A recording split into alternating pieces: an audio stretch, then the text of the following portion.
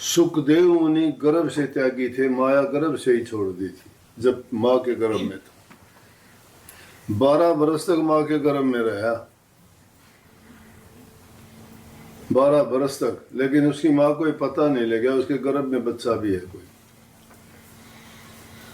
12 बरस के बाद जब बाहर आया तो उसकी माँ बोली, उसका नाम इसीलिए सुखदेव रखा गया था, 2 कारण हैं।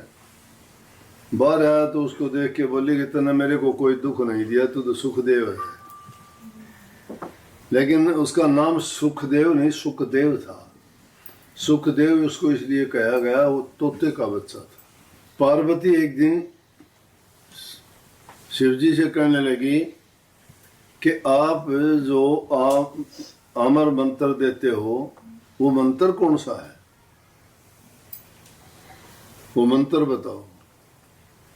बोले कि मंत्र तो बता दूंगा, उसको मंत्र को सुनने के बाद अमर भी हो जाते हैं, लेकिन मैं वो मंत्र बताऊं तो उकारे भरने पड़ेंगे। उकारे जानते हो ना?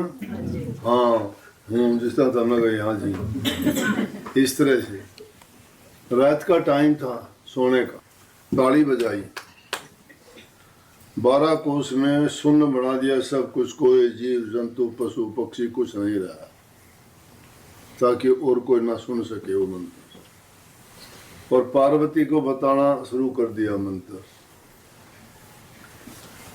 वो मंत्र जो ही उनको बताता गया, वो हंकारे भरती गई, हाँ हाँ हाँ, आखिर उसको नींद आने लगी। तो उसको तो नींद आने लगी, लेकिन फिर उसके बाद हुंकारे भरने शुरू कर दिए। एक किसी खोटर में तोते का अंडे में अंडा रह गया था, और वो अंडा पूरा नहीं था, खराब हो गया, उसमें जीव पूरा भी नहीं था।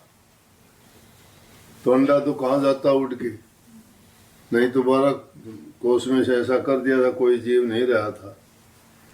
वो अंडा जीवित हो गया वो अमर मंत्र सुन के, और वो जीवित होके वो सुनता रहा। और पार्वती तो सोने लगी, सोगी, नींद आ गई, वो कहने लगा फिर हाँ हाँ जब उसने सुना तो तोते का बच्चा था।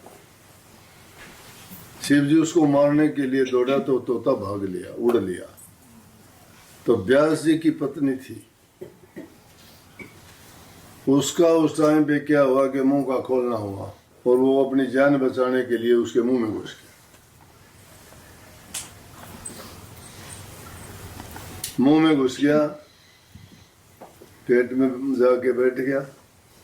अब क्या करे भोला शंकर, आप कहते हो मैं मंत्र दे दूंगा वो अमर हो जाएगा, तो मंत्र पूरा सुन रखा, कैसे मरेगा आपसे?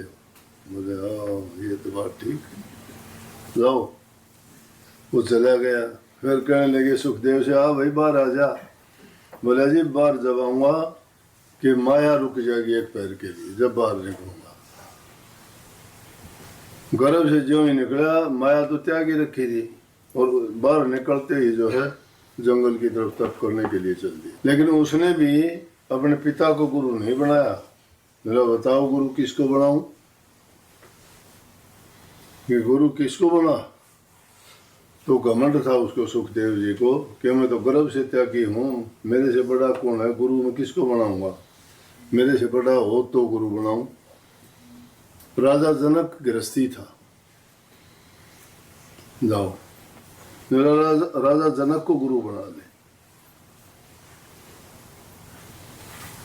बोले अच्छी बनी, मैं त्यागी वो गृहस्थी, मैं ऋषि वो एक राजा। ये कभी हो सकता है त्यागी हर प्रकार से जन्म से मैं इतना करने वाला, और वो एक राजा का जाके गुरु कैसे बनाऊं? गया।